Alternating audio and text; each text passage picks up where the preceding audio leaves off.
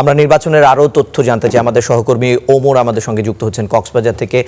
ওমর, আপনি তো এর আগেও আমাদেরকে কক্সবাজারের নির্বাচনের প্রস্তুতি সম্পর্কে জানিয়েছেন, এখন কি পরিবেশ দেখছেন? কক্সবাজার এক আসনে অর্থাৎ চকরিয়ার যে আসনটি রয়েছে সালাউদ্দিন আহমেদ, আমি তার আসনে রয়েছি। সকাল থেকে আমরা নির্বাচনী পর্যবেক্ষণ করছিলাম এবং ইতিমধ্যে সন্ধ্যা 6টা থেকে কিন্তু আমি পুরো প্রায় 10 থেকে 12টি কেন্দ্র ঘুরেছি এবং সকল কেন্দ্রেই এখন পর্যন্ত যে নিরাপত্তা ব্যবস্থা খুবই ভালো রয়েছে। তবে কিছু কিছু কেন্দ্রে বিভিন্ন দলের প্রার্থীরা বা প্রার্থীর সমর্থকরা প্রবেশ করার চেষ্টা করেছিল। আমরা এখন আছি হারবাং অর্থাৎ চকরিয়ার যে হারবাং ইউনিয়নের যে উচ্চ বিদ্যালয়টি রয়েছে সেখানে আছে এবং সকাল থেকেই এইখানে আইনশৃঙ্খলা বাহিনীর সদস্যরা তারা কাজ করে যাচ্ছে এবং আমরা যদি একটু দেখানোর চেষ্টা করি, সেনাবাহিনী থেকে শুরু করে তারা কিন্তু তারা দীর্ঘ সময় ধরে এখানে কাজ করে যাচ্ছে এবং এখানকার আশেপাশে যেন বহিরাগত যাদেরকে দেখছে তারা কিন্তু তাদের সাথে কথা বলছে এবং সন্দেহভাজন যাদের রয়েছে তাদেরকে আটক করছে। তবে আমরা দেখেছি যে যেহেতু এই চকরিয়া বা অর্থাৎ এই কক্সবাজার এক আসনটি যেহেতু একটি গুরুত্বপূর্ণ একটি আসন দেশের এবং সেখানে সীমান্তবর্তী একটি জায়গা, সেই আসনগুলোকে কেন্দ্র করে এখানে কিন্তু নানান ধরনের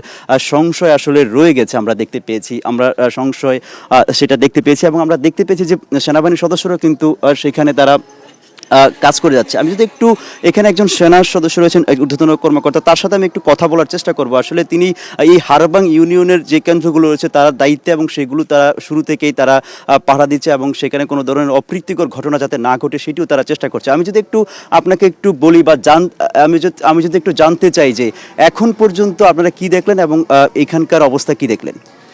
আসলে এখানে হারবাং ইউনিয়ন এটা এবং এখানে 9টি ভোট কেন্দ্র রয়েছে এবং গত 1 মাস যাবৎ আমরা এই 9টি ভোট কেন্দ্রের নিরাপত্তা দিয়ে আসছি।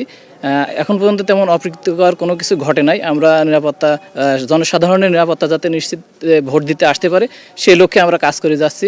সবার ভোট একটা অধিকার, সেই অধিকার এবং এবার উৎসবের আমেজে সবাই যাতে ভোট দিতে পারে সেই লক্ষ্যে আমরা কাজ করে যাচ্ছি। আমরা মাঠে আছি, আমরা মাঠে থাকবো এবং ভোট শেষ না হওয়া পর্যন্ত, ফলাফল না হওয়া পর্যন্ত আমরা অনগ্রাউন্ডে থাকবো। যে তিনি যেমনটা বলছিলেন যে তারা আসলে শুরু থেকে গত 1 মাস ধরে এই কেন্দ্রগুলোতে তারা কাজ করে যাচ্ছেন বা এই অঞ্চলে কাজ করে যাচ্ছেন। তারা বলছিলেন যে ভোটাররা যাতে নিরাপদে সেখানে ভোট দিতে পারে সেই ব্যবস্থা তারা করবেন। এই ছিল হারবাং থেকে সবশেষ আমার কাছে।